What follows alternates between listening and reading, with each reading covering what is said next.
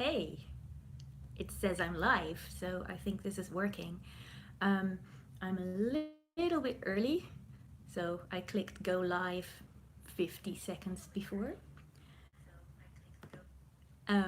And I just confirmed that it's actually live because it showed up on my screen.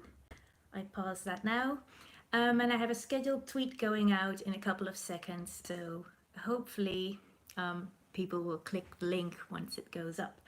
Um, so what I wanted to talk about in this live stream, um, when I did a live stream last month, um, I was talking very broadly about online science communication, and I didn't really go into any specific detail about anything.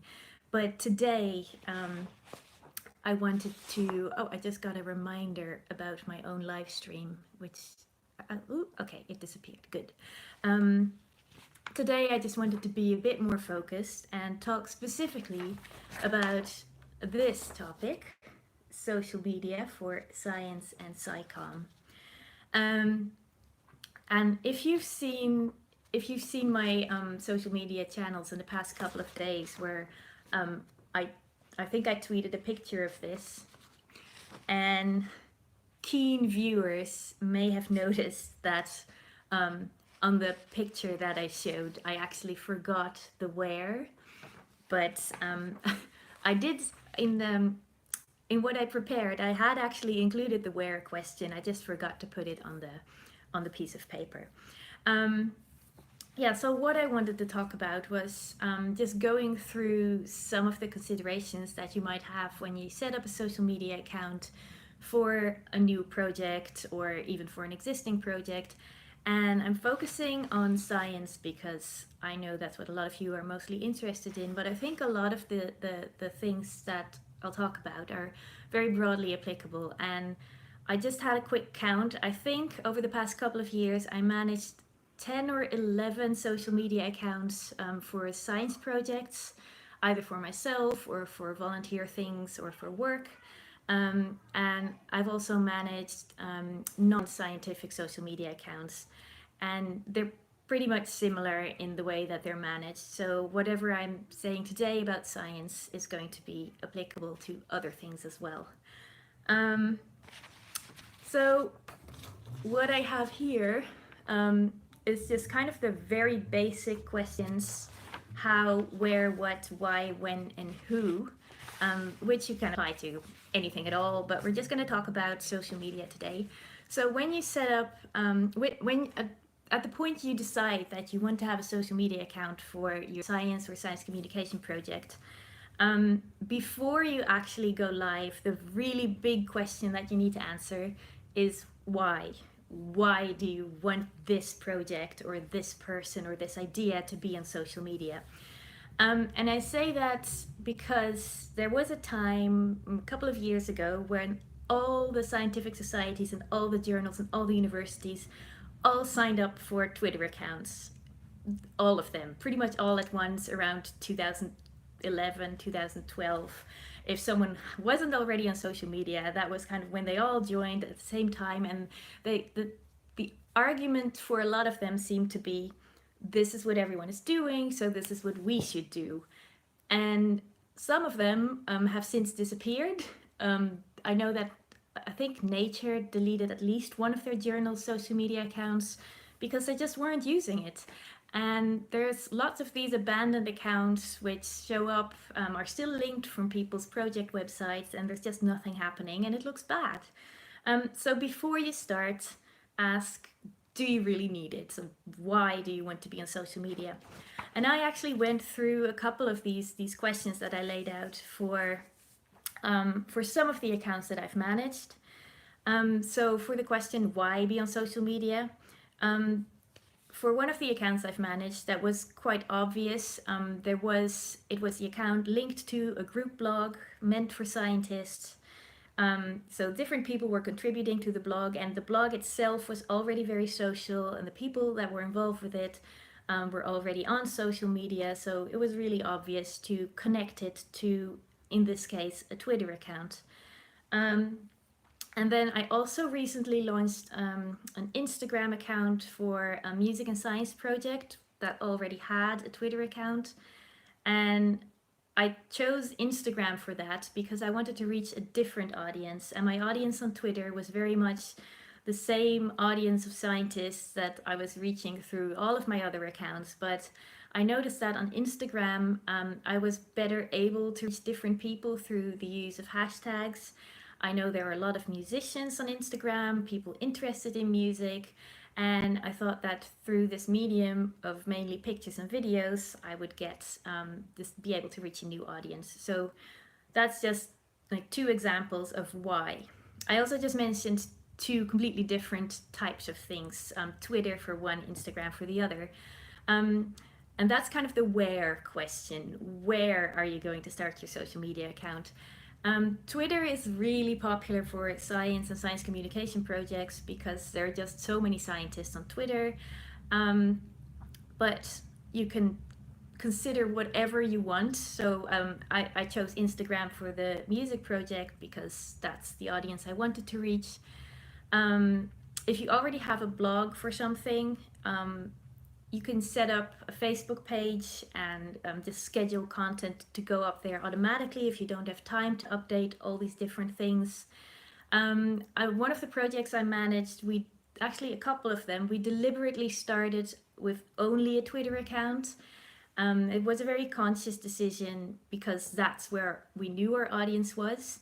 But then after a while, you can get people saying, hey, why aren't you on Facebook? We're expecting you to be on Facebook.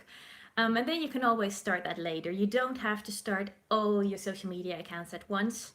And I think it's best to pick one to start with, build up an audience, and then move on to the next one and decide whether you want the same content on both or whether you want different content on each of them.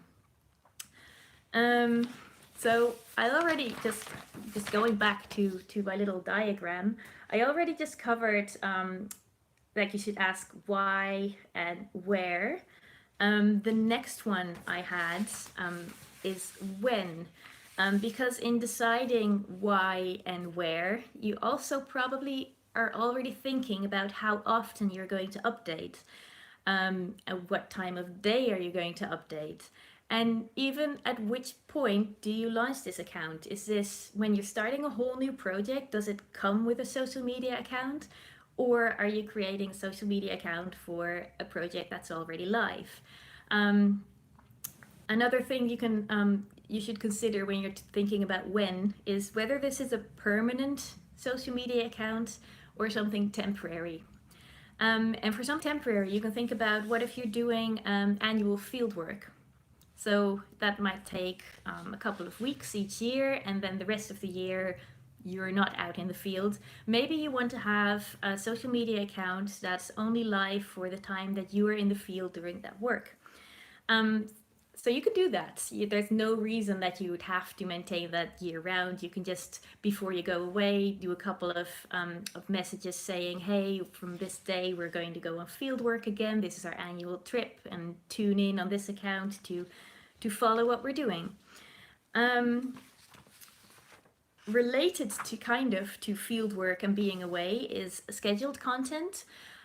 For one of the accounts I currently manage, we made a very conscious decision to have certain tweets come up at certain times of the week and certain times of day. And they always go out within the same hour on the same day. That's done for consistency. It's partly related to when the weekly blog post goes live.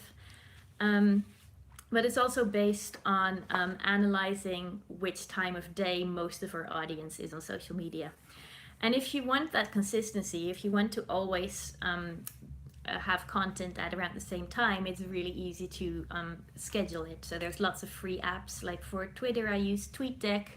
I've also used Hootsuite, and I use Buffer, where you can do Facebook and Twitter and kind of Instagram. You can't really easily schedule on Instagram, but it's kind of a little bit of a hack. So after you've asked why are we in social media, where are we going to be, when are we setting this up, how often are we going to update, Another really big question is who is going to run this? The reason that so many of these accounts end up being abandoned is that that was the question that just wasn't quite thought through. Like maybe there was one person at one point who set up the Twitter account for a research group and then left the group and the account was just abandoned. When you set up something that's kind of official, maybe you're linking to it from your official university website, or maybe it's something that you're writing into grant proposals or other things, where people will over time still come to check into your social media account, please make sure that someone is consistently maintaining it, and it doesn't have to be the person who started it. So when I've done social media for organizations or companies, or even at the moment for a research group, I've often just been the person in charge of making sure that there's content going up, but I'm not necessarily always the person who is putting the content up. Sometimes you might actually have Twitter accounts that work really well because there's multiple people on them. So you could do rotation accounts like the Real Scientist Twitter account, which is not mine, but I'm very jealous of. It's doing really great. And that every week has a different person. And there's lots of copycat accounts that do similar things. And so if you're setting up something like that, you have to think about what guidelines am I giving people to make sure that they're all kind of consistent, that we don't have 1 week where people post once a day and then the next week it's a person who posts every hour. Make sure that the password is secure, that you either change it really frequently or that only a very small group of people have it. Yeah, so there's lots in terms of who is managing it that you can think about. And there's another big who question, and that's one that you actually should ask at the very, very beginning. So maybe I should have split the who into 2 different parts. But that's who is your audience? So when I described choosing Twitter or choosing Instagram for different projects, the way that I was thinking about it was really, where is my audience? If this is something meant for scientists, where are the scientists hanging out, which social media platform?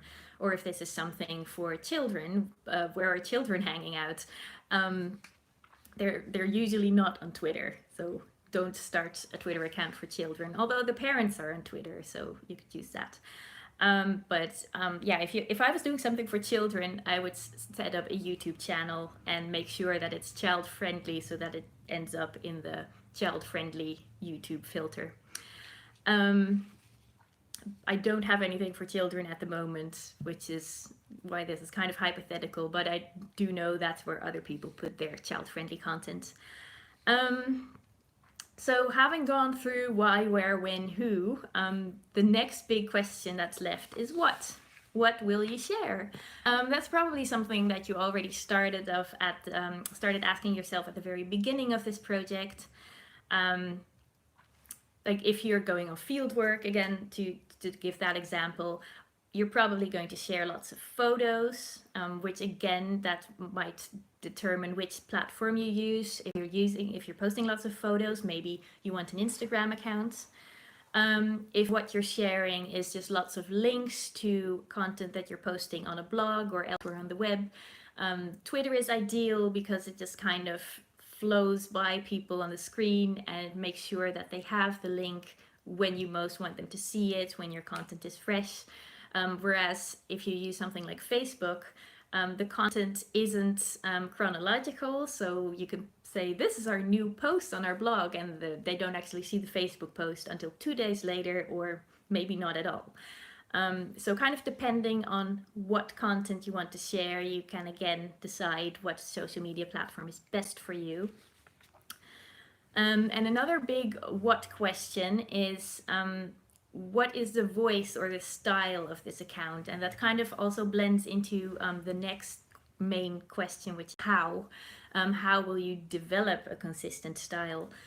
If it really is just one main person in charge of content, that's kind of automatic. It just flows into what they've prepared for the account, and that becomes the voice. But especially if you have multiple people on it, It can be really difficult to have a consistent style. Maybe you have two people running it who have a very different style. That's kind of where my orchestra social media is at the moment. And maybe that's fine. Maybe it's okay to have part of your content be really silly and part of your content be more formal, as long as it's consistent. So, as long as you have about 50-50 of each type of content, and as long as people know that your style is to switch between these two voices. Another big how question is, how are you going to interact with your audience? I just actually went through this whole list of questions for the accounts I manage myself, and I realized that this is one where I'm not very consistent myself. Um, Sometimes I'm very interactive with interacting with my audience for projects, and I take initiative to post original things and to tag people. And other times, I tend to use the accounts more as just a message board, and I wait for people to come to me to ask a question, and then I'll happily reply and answer them. But it's kind of less proactive. So this was actually a really useful exercise even for me, because I now realize, like, oh, for these projects that I manage, maybe I should be more interactive with my audience, because when I go back to why do we set up this account, audience interaction was actually a really big reason. So go back to how are we interacting with the audience, and then that again should be a really big thing. Another big scary how question is, how will you evaluate the success of this social media channel? And maybe you think you don't need to do that because it's just something that you set up for your own lab, or it's just some hobby project. But it's not difficult to keep track of just some very basic statistics, and it's very, very useful because you never know when you're going to need it. Even if you have a personal social media account, someone may at some point approach you and say, hey, we would like to give you money to work with you on a sponsored post. What's your audience? And then it would be really useful if you can go back and say, my audience is not that much at the moment, but if you look back, we actually grew very quickly. So I can predict that in another month, my audience will be this high. For formal work projects, keeping track of the evaluation is even more important. If you're funded by an external funder, they might be interested in seeing how your social media efforts are going.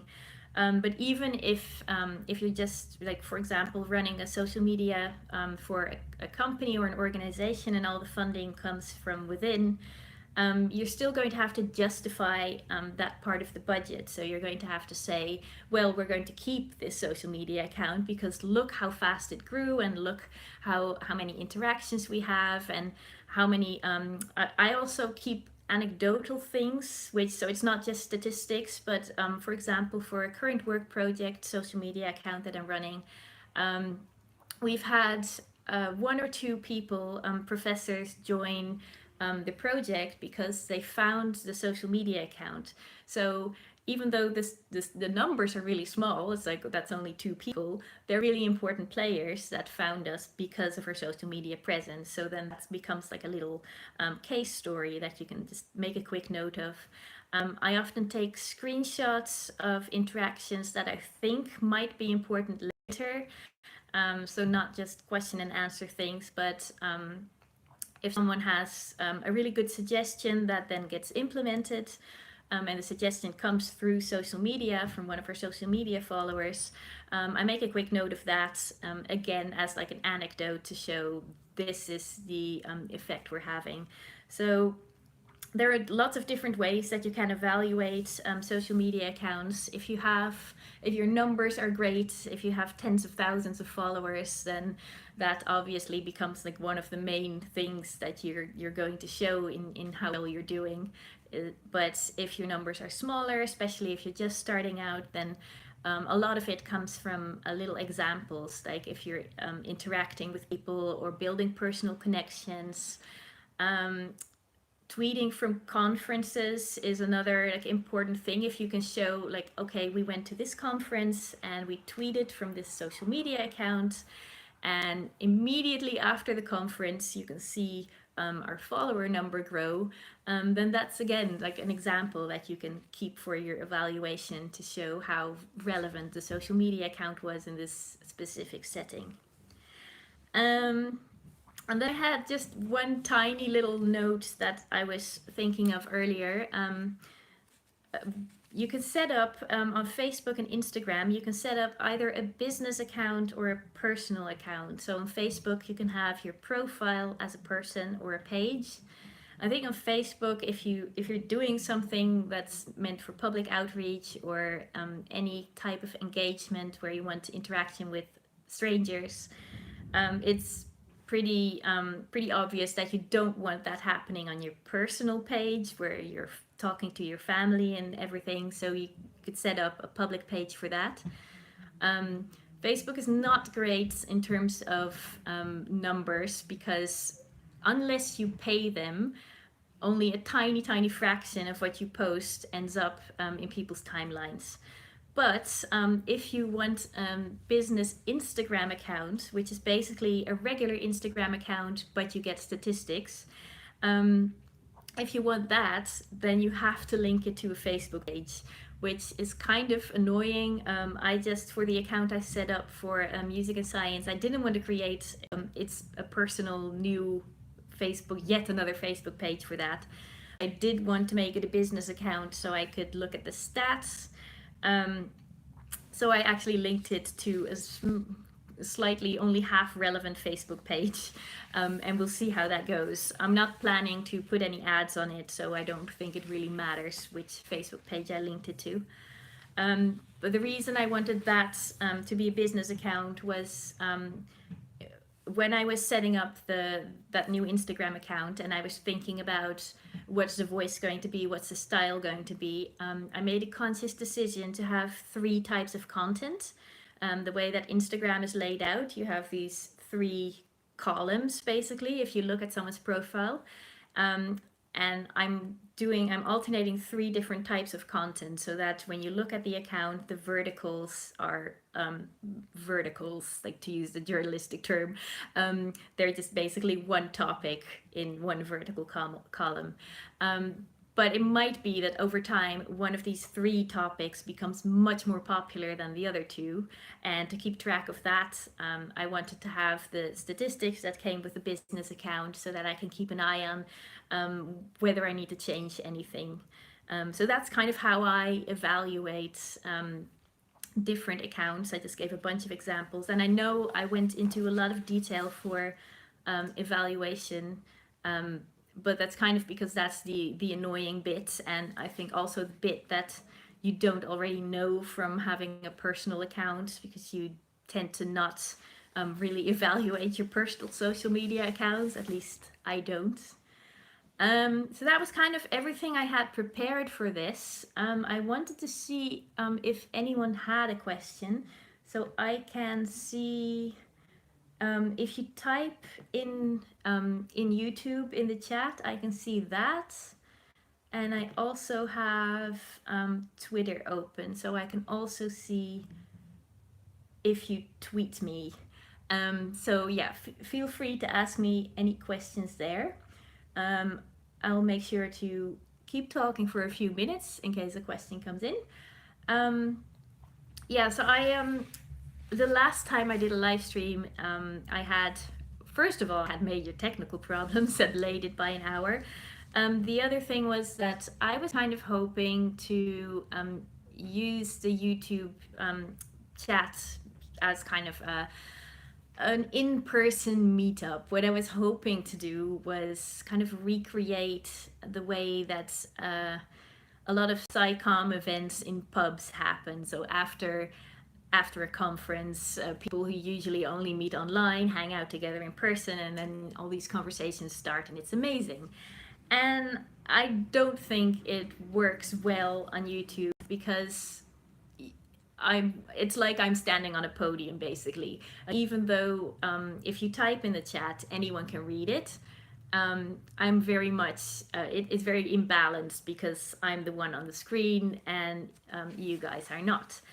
So I don't think that works, and I think also based on some feedback I got offline, not offline, afterwards when I uploaded the video from the previous live chats, I could see from the comments that people gave me that what they were expecting was kind of like informative webinar style.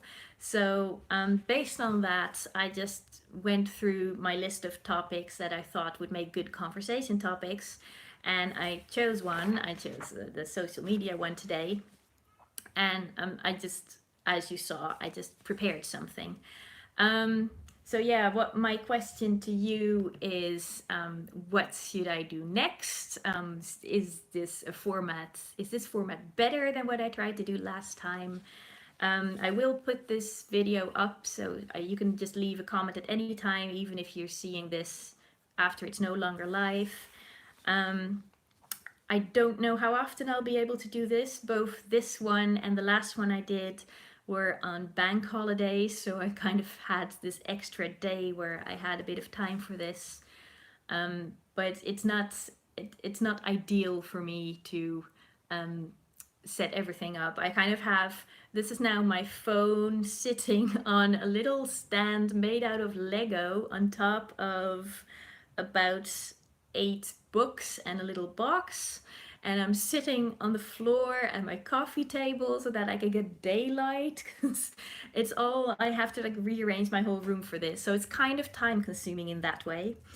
But yeah, if this is something that you want me to do again, I will absolutely prepare another one. And I'm just gonna see what this is. Oh, this is just a notification again to say that I am live, which I had already realized. Looking at the time, we're already heading up to half an hour, and I don't really want to go over half an hour because I'm not that desperate for YouTube watch time. Even though I got demonetized, I could actually use some more views and longer videos. I personally don't like watching things that are more than half an hour long unless it's a well-produced film, which this is not. So I am going to stop here, and thank you very much for joining me. I can't see on YouTube who's joined me, but I can kind of see on Twitter that people are tweeting. So thanks a lot, and thanks also to people who are watching this after it's no longer live. I will leave it up, and if you leave a comment, I tend to reply to YouTube comments. I know a lot of people don't, but I do. So feel free to ask me things in the YouTube comments, or just talk to me on Twitter. I don't always see those, but I'll try to pay attention better and talk to people on Twitter more. So thanks a lot, and I'm gonna figure out how to stop this. Sorry for having my finger in front of the screen. Bye!